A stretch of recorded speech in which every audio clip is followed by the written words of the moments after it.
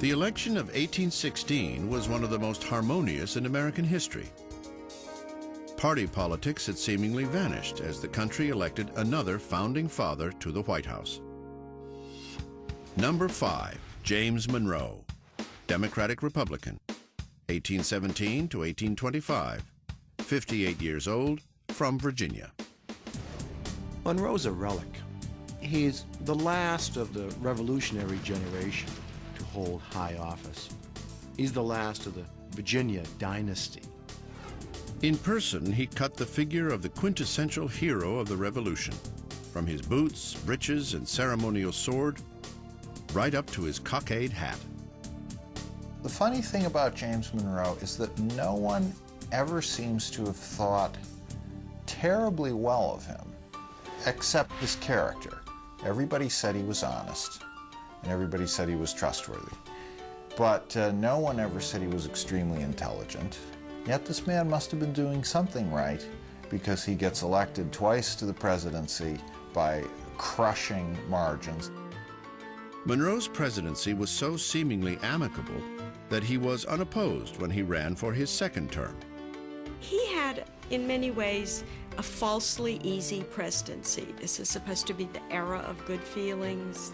He seems to reign over a period of peace and happiness in America.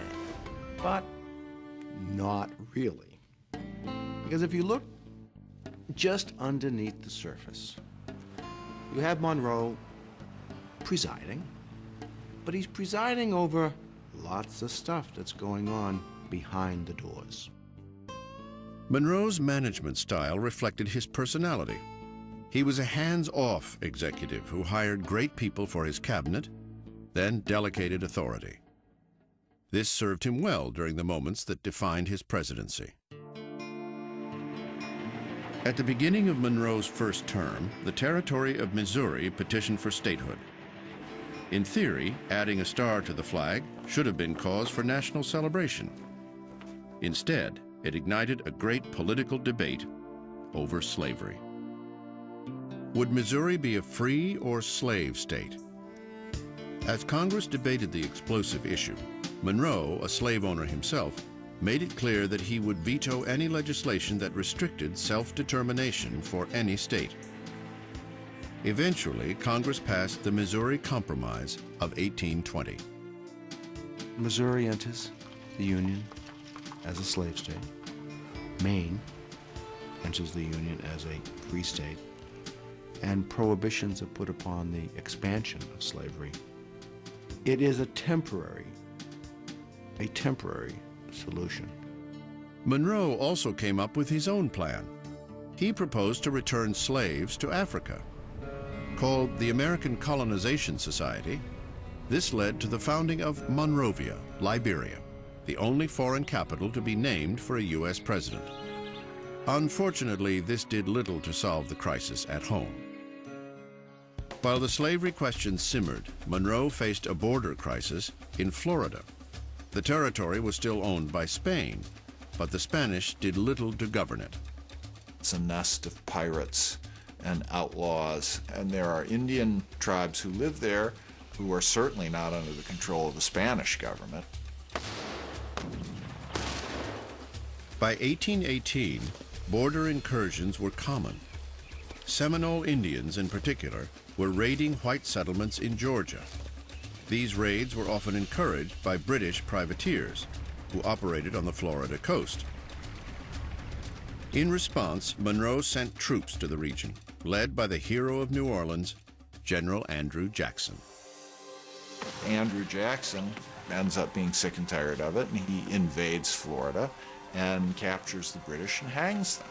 So he creates an international incident involving 3 countries, the United States, Spain, and Britain.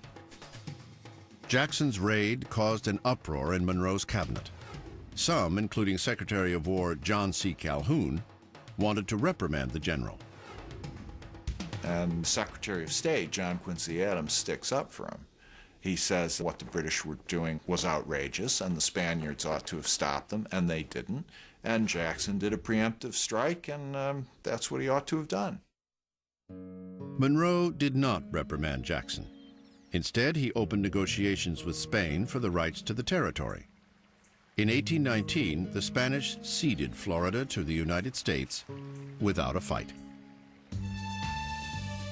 Border disputes were constant during Monroe's tenure. Significantly, it was a border issue that led to Monroe's defining moment in office.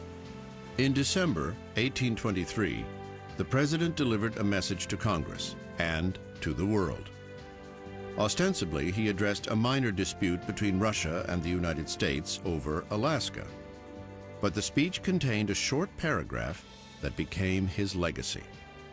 It stated, "The American continents are henceforth not to be considered as subjects for future colonization by any European powers."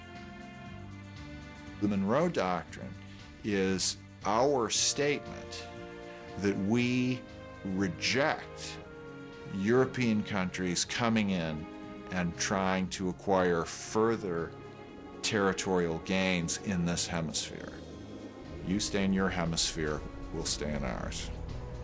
It wasn't until 1852 that people began calling it the Monroe Doctrine. By then, it was regarded as Monroe's greatest moment. And yet, he was not the true author. That's a wonderful example of how the presidency is becoming the central branch of the government. And the president is becoming so important. The Monroe Doctrine is written by John Quincy Adams, Secretary. But because it happens in Monroe's administration, it's known as the Monroe Doctrine. The end of James Monroe's presidency was a turning point in American political history. He was the last of the revolutionary generation, the last of the architects of the American Republic. These men were not politicians. Their vision of themselves was as caretakers of and leaders of a nation, as good citizens, as statesmen. And I think that maybe marks the difference between the generation of Jefferson and Adams and the generation of Andrew Jackson and the men who come after.